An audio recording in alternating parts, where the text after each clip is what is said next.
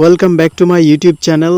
আর এখন আমি আপনাদেরকে দেখাবো যারা কন্টেন্ট ক্রিয়েটর আছেন লাইক আমার মতো, তারা যখন আমাদের ইউটিউব চ্যানেলের ভিতরে আমরা যাই এবং দেখতে পাচ্ছেন যে আমার ইউটিউব চ্যানেলের বর্তমান ইন্টারফেসটা কেমন এবং কোনভাবে আছে, এবং যখন আমি আমার লোগোর উপরে ক্লিক করলাম, লোগোর উপরে ক্লিক করে যখন আমি আমার মূল চ্যানেলের ইন্টারফেসে গেলাম, তো দেখতে পাচ্ছেন এটা কিভাবে আছে।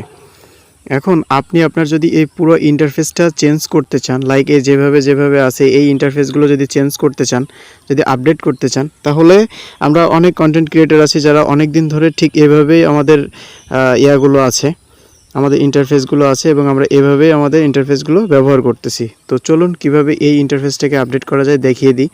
ফার্স্ট অফ অল প্রথমত আমরা গুগল প্লে স্টোরে যাব। গুগল প্লে স্টোরে যাওয়ার পরে আপনি ইউটিউব লিখে যখন সার্চ করবেন, আমরা সাধারণত এভাবে ব্যবহার করতেই আছি। ইউটিউব লিখে সার্চ করার পরে আপনি দেখতে পাবেন যে আপনার ইউটিউব অ্যাপ্লিকেশনটা আপডেট নাই।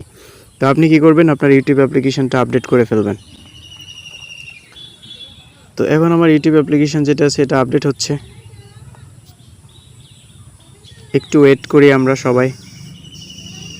আমাদের ইউটিউব অ্যাপ্লিকেশন যখন আপডেট হয়ে যাবে, তো আপডেট হওয়ার পরে আনইনস্টল এবং ওপেন নামে দুটো অপশান আসে, আমরা ওপেনে ক্লিক করব। ওপেনে ক্লিক করার পরে দেখতে পাবেন যেখানে আগে আমাদের ইন্টারফেস ছিল হচ্ছে এখানে, এখন কিন্তু আমাদের পুরো ইন্টারফেসটা চলে আসছে। আগে যেখানে আমাদের ইন্টারফেস ছিল ওইখানে, এখন চলে আসছে কিন্তু এখানে নিচে। তো এখন যদি আমরা আমাদের ইন্টারফেসে ক্লিক করি, দেখতে পাচ্ছেন এখন কোন ধরনের ইন্টারফেস এখানে চলে আসছে, অর্থাৎ সব কিছু এখন আপডেট হয়ে গেছে। তো আমরা যদি এখন আমাদের চ্যানেলের উপরে ক্লিক করি, তাহলে এখনকার ফন্টগুলো দেখুন আর তখনকার ফন্টগুলো দেখুন, একদম পুরোপুরি ভিন্নভাবে চলে আসছে।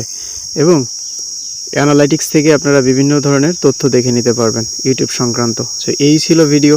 ইউটিউবের অ্যাপ্লিকেশন আপডেট করে ফেলুন যাদের এখনও আপডেট করা নাই।